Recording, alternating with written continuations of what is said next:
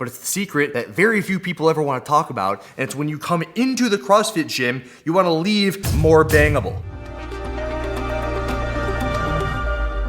Yo, I'm gonna tell you everything that's wrong with CrossFit. Do it! It's not gonna sound very good, it's gonna ruffle a whole bunch of feathers, and everyone's gonna disagree with it and say, you're just a bad coach, you were a bad gym owner, whatever. Is that what you think? You think? I don't care, because there's people out there that are doing it too. There's a reason, and I don't know if you've been paying attention, but 13,000 affiliates, and then all of a sudden you see 12. And then before you know it, you're gonna see 11, and then you're gonna see 10, and then you're gonna see 9. It's like, where are all the CrossFit gyms going? It's too freaking hard. But it's probably not hard in the way that you think it's too hard. Because it's supposed to be hard, but the only way that you can make things hard is you first make them simple. In my opinion, there's only a handful of things that the body really needs to do, should do, and that people should be educated on to be moving towards those goals. And goals are the biggest thing. Like somebody walks into the CrossFit gym and they're already hit with why it's so hard. It's like, hey, what do you guys do here? We do constantly very functional moves performed at a high intensity across broad time modal bands. Before you know it, you're gonna look like a freaking Greek god. And everyone's thinking like, what did you just say? I never want to see you again in my life. But that's the shtick. That's the thing. That's what's chucked at these people. And everyone's wondering, why are they over at Orange Theory? Why are they at F45 or Barry's Boot Camp or any of this stuff? And it's because it's really simple. They like come on into the class and then they start running on the treadmill for an hour. They feel like they beat their head through the wall, and that's what people want to a degree. And CrossFit can give you that and then some and way more, but you almost spend too much time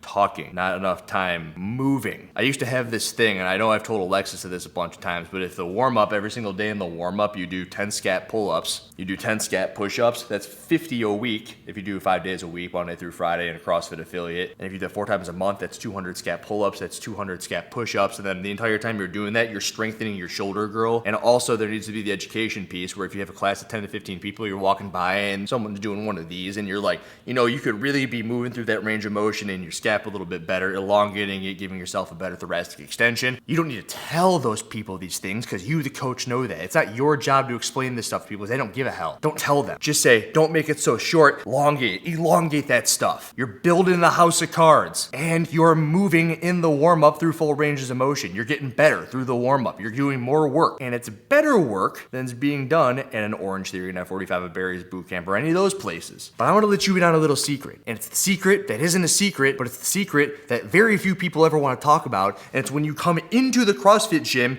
you want to leave more bangable. And with being more bangable comes a whole bunch of stuff. It means your clothes fit better. It means that your health markers are typically better. It means that if you are that person that wants to live to 90 years old, it means that you're losing body weight, you're probably getting off medication, but it all starts with not being 250 pounds as a dude at 5'9", but being 180 pounds as a dude at 5'9".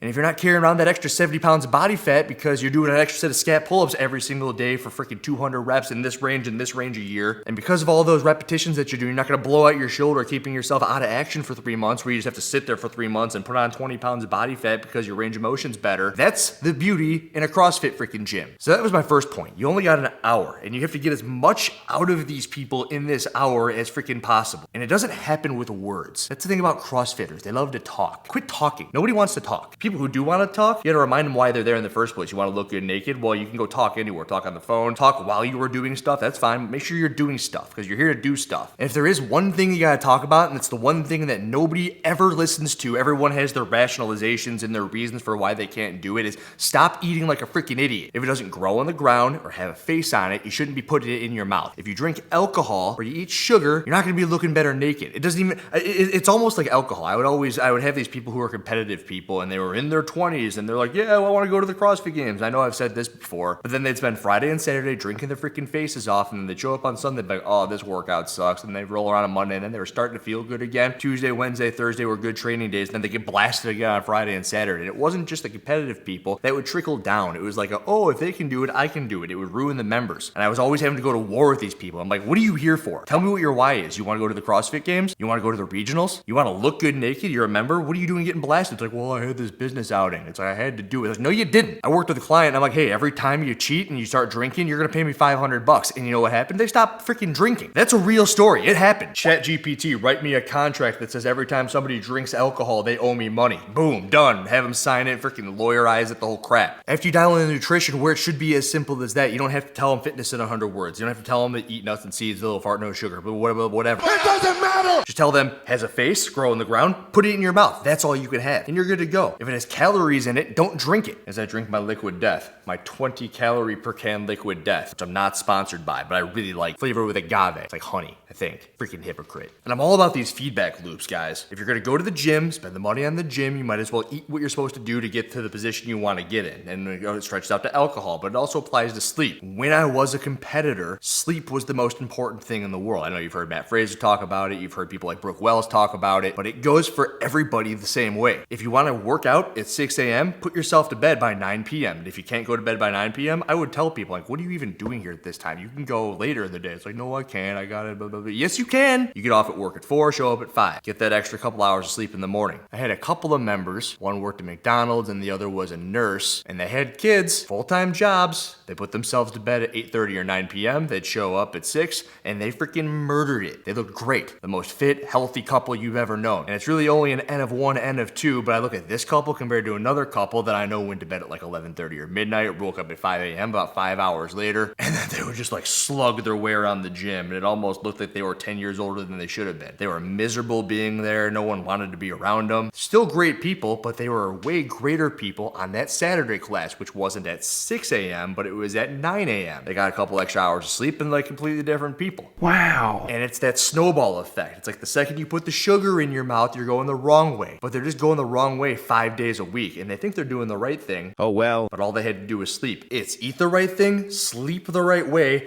and then we can start worrying about the fitness, which is even easier. I'm convinced that the body can only, or really only needs to be understood how to do a couple of things. It needs to understood how to push horizontal, push vertical, pull horizontal, pull vertical. And then your lower body's got to be able to squat, hinge, and lunge. Do those 3 things. Within all of those different planes of motion, you go long, you go short, you go medium. You want to go and throw people these terms like lactic threshold training or aerobic or anaerobic or freaking whatever. It doesn't matter. We're doing monostructural. Idiot. People don't care. And the thing is, if you try to make them care, they're going to get pissed.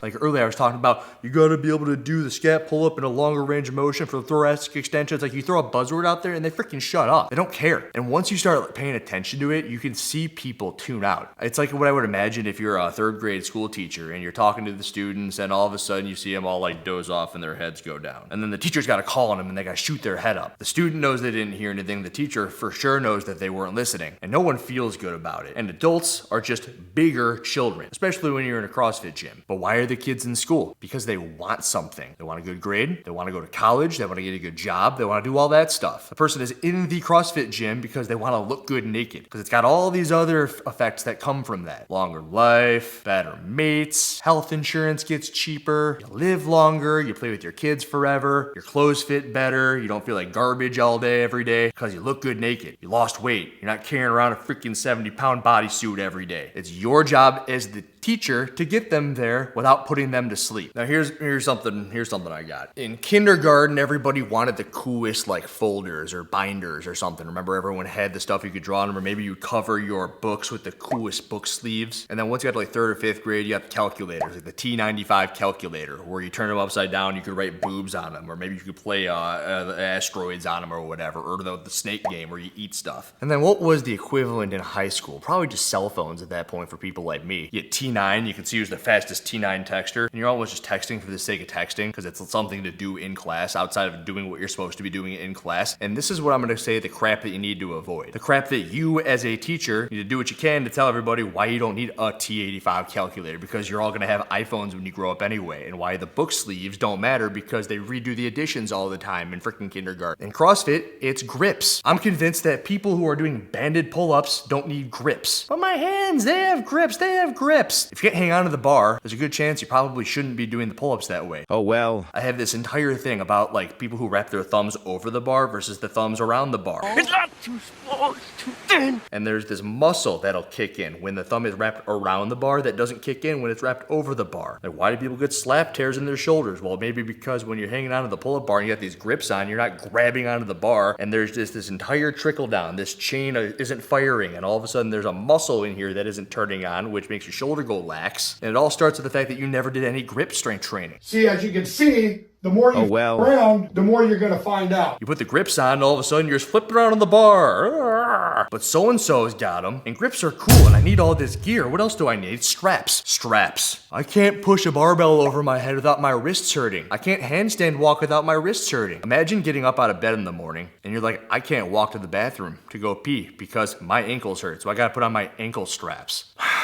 It's the same freaking thing. You don't think it's the same thing. No one applies it the same way because you've walked your whole life. If you walked on your hands your whole life like a freaking monkey, like freaking Tarzan did, you think that that dude's putting on freaking wrist wraps when he's flinging from the vines trying to save Jane from whoever the hell was taking over the Amazon or wherever he was from? No, because he spent his whole life moving around on his wrists and stuff. And it's a Band-Aid for an issue. If you're a dude and you're going to push 95 pounds over your head and you gotta put your wrist wraps on to put 95 pounds over your head, and you're not an elite athlete and it's not like a performance enhancing sort of wrist wrap like you would a belt, which we're gonna get to in a second, and you have to do it every single day or you can't press, you're doing pressing the wrong way. And again, you're ruining the reason they're there in the first place. Go back to the scat pull-up example. Every day you allow someone to put a wrist wrap on, you're taking away an opportunity for that person to get better, to get something that they can't get out of an Orange Theory. And you don't have to tell them why. Never give up. All you gotta do is say, no, you don't get to wear wrist wraps. Never surrender. Because I want what's best for you. You're here for my education, for my expertise. Don't wear the freaking wrist wraps. Oh, it hurts? You just pull landscaping duty. It's gonna hurt a little bit. It's gonna be a little bit uncomfortable, and I know the wrist wraps make you feel better, but in 2 months you won't need them. Anybody else's fingers hurt? And that's gonna be way better. Just like a belt. Everyone wears the belt the first day because it makes them lift more weight. It makes them feel good. You know what makes you feel better? Knowing how to use your freaking stomach. You know what feels bad? Back pain from not knowing how to use your stomach because some stupid coach somewhere lets you wear a belt every single day. Now your back's gonna hurt. Lifters are the same thing. Put on my weightlifting shoes, which were $200 because everyone's got them, and now all of a sudden everything's glorious. And you're never gonna be able to squat without those things, which is kind of the entire reason we're here in the first place. We want to give you the tools to be the best version of yourself forever. And if you need to wear the shoes to be the best version of yourself ever, it's like that video of the shopping cart rolling down the hill. The baby's in the stroller, actually. And there's that old woman who's like tripping over herself, and the stroller's going into oncoming traffic, and someone saves it at the last second, but the woman, who I'm assuming the baby was the child of, you're telling me that in order for her to be the best condition to go and get that baby, she had to throw on her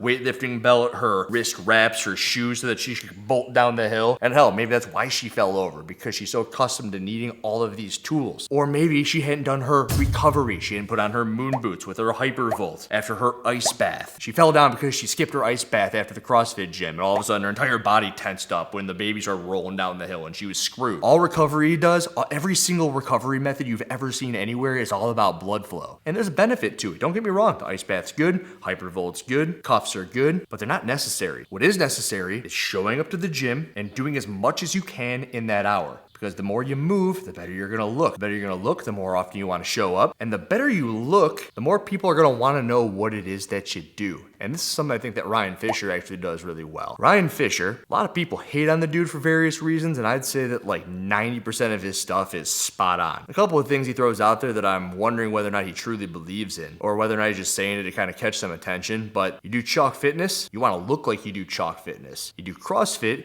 you want to look like you do CrossFit. Walking around the grocery store, you're standing on the outside of the skirts of the store because that's where everything is that you grow in the ground that has a face on it. And people see you like, oh, okay, this guy doesn't have any cereal or any freaking pasta in his shopping cart. There's no sugar in there. And he's got that vein in his neck, and he's got all those veins in his arms. Or, oh wow, look at that chick's calves. Those things look crazy. I can see him under her freaking yoga pants. Nice calves, dude. Chick, dude. What do you do? It's like, I do CrossFit. It's like, where do you do CrossFit? Which is completely different than what happens if you just look like everybody else. Because nobody wants to look like everybody else. You especially don't want to pay $200 a month to look like everybody else, to be like everybody else. There's a reason I implemented some stuff that got everybody moving a little bit more. And it's because when people are right, people are right. You gotta give the people what they want. Because how are you gonna change as many lives as possible if you're too stubborn to realize why they're all leaving you in the first place? Not all, and it's just an N of one. The 5 things I brought up in this video are, just to make it a little bit more clear, you got an hour.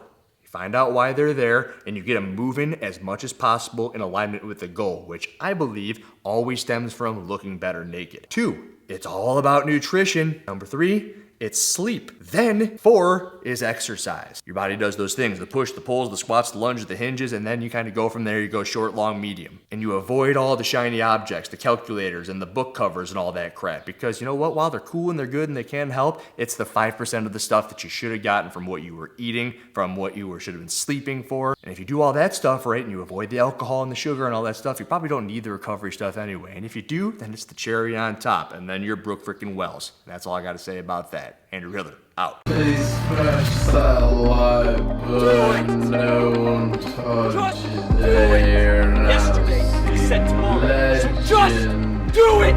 Make your dreams come true! Just do it! Some people dream of success, while you're gonna wake up and work hard at it. Nothing is impossible. No, what are you waiting for?